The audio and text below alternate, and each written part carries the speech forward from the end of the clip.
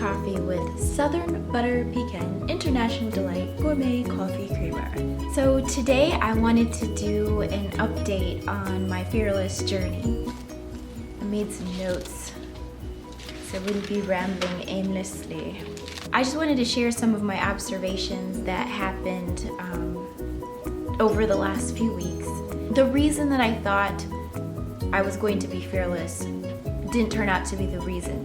Wait, that doesn't make sense. I guess I thought that being fearless was the goal, like the thing to attain for, like the final goal, I guess I should say. But I'm learning that being fearless is really just the first step in achieving your goals. It's really just kind of just opening the door to go outside. If your goal is to go to the museum,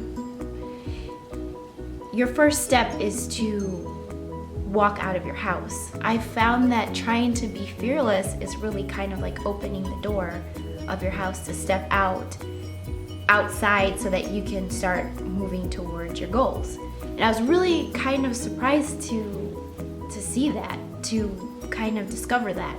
It was my stomach. I was surprised. My stomach again. I was surprised to discover that what I had thought was the end goal was really just the first step. It helps you to get to know yourself better so that you can start working on your strengths. You can start discovering your strengths, and then you can start working on those areas that you enjoy, that you feel you're good at, that you like, that you think that you could do this for your job, your career, for your hobby, whatever.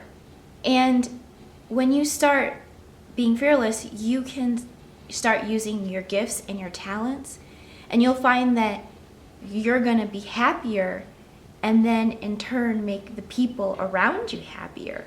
And that's pretty cool. Like, when you're a happy person or a joyful person or a positive person, because of course we can't be happy all the time, that's just not reality. People want to be around positive and happy people. Don't you? Don't you want to be around, Happy Harold rather than negative Nancy? Another thing that I've discovered about why be fearless, it's to really get over that social anxiety. Now, you might not have like a clinical social anxiety. Some people do. But I think that a lot of us have anxiety, me included, in terms of letting people know who you are on the inside. It used to be worse when I was in my 20s and my teens, and I didn't even know. I had no idea that I was this way. But I am introverted, but I would also be kind of shy and withdrawn, because I was scared of people getting to know me, because I thought maybe they wouldn't like me. Like, once they found out that I grumble and complain, and sometimes I throw an attitude, and sometimes I get discouraged, and sometimes I need people to talk to, and I need you to listen to me. And I was scared. I was scared of letting people in. I didn't want them to know my weaknesses. I didn't want them to know who I was inside, and that created a barrier, I think, from me getting to know people and for me to create close friends, which is something I actually really wanted. Then I was also afraid of people finding out that I was kind of dorky, kind of nerdy, that I wasn't very exciting, that maybe I was kind of boring. I liked reading and writing, and I was really hardcore into gymnastics, and that's the stuff I liked. And I liked movies, and I just thought, well, that's not what the cool kids are doing, so I'll just not tell people. But eventually in high school, I had to quit gymnastics because of an injury, and that was really, really, really hard. And I think I did go through some depression. I think at the time my boyfriend and I were broken up, and that was my first boyfriend, and that was the time when I really needed people. And I'll tell you something, I was part of the theater club, and those kids were the best thing that happened to me. Just going out and having fun and miniature golf and different things like that. You know, that was back in the 90s. We didn't have what we have now, like going to the fair, playing miniature golf and hanging out was what we did for fun. But it was great, you know, and at that time I kind of let my guard down because I had to. It was like so much stuff that was happening that it was too much for me to take that energy and keep a guard up. And so I think that was one time in my life where I learned that letting people in is not always a bad thing.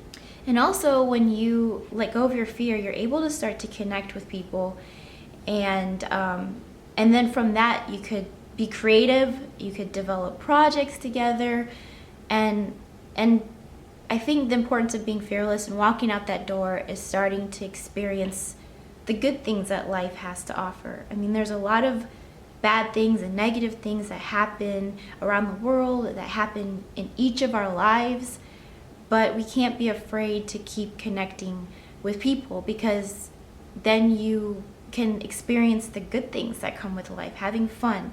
One thing I'm always in awe of is the beauty that is around us on this earth. Like, I know a lot of it's being destroyed, but if you look around, even in a tree or a tree leaf or a flower in itself, there's a lot of beauty and wonderment, and there's things to enjoy. I know that some of us work a lot, some of us are in our homes a lot, taking care of our children, our family, but it's good to walk out that door and experience life a little bit.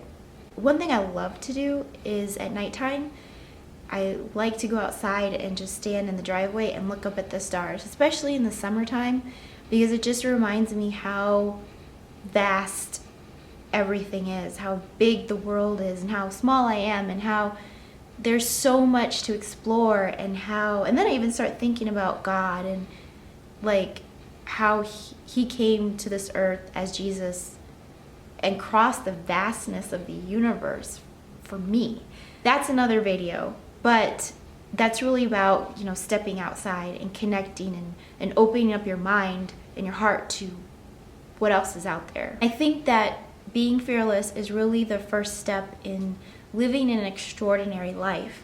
I'm not saying that when I say be fearless, that means you're like void of fear. No, it's about creating a habit where you don't let that stop you. You still be wise with your decisions. Like, some fear is like, let me weigh out, you know, should I make that decision or not? And some of it is just stupid. Like, if you need to speak up about something that's bothering you and you're afraid, but it's really affecting you, you need to speak up. That fear is not positive fear. For me, my faith is important to me, so I love to look at the people in the Bible that stepped out on faith. Abraham, God told him to leave where he was, and he didn't even know where he was going, but he left and he stepped out and he fathered like the Israel nation. I mean, that's huge. Throughout his journey, God showed him amazing things. If you think about Noah stepped out and built the ark, and it was like hundreds of years he's like preaching to the people and telling them like the flood is coming, but he played a part in saving the whole world.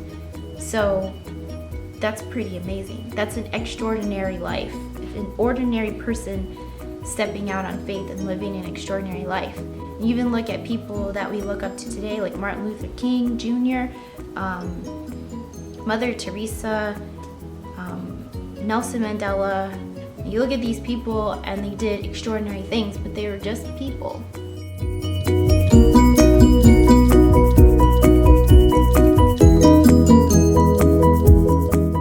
It's almost ridiculous, you know, when I think about it.